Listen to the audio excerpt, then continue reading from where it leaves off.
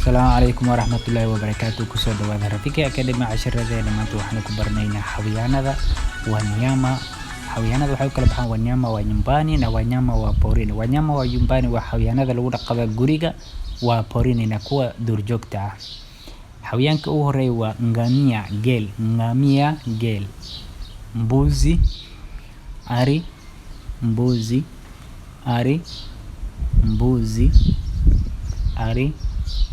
kondoo, ida ama lax,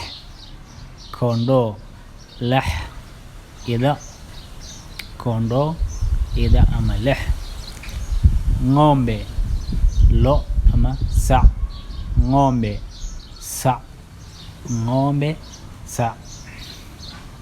paka, bisad ama nyanyur,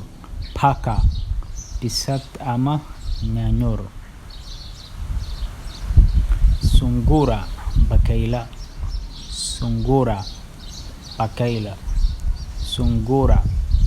bakayle, fisi, dhurwaa, waraaba, simba,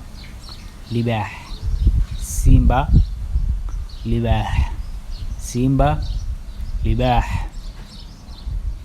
ndovu ama tembo, maroodi,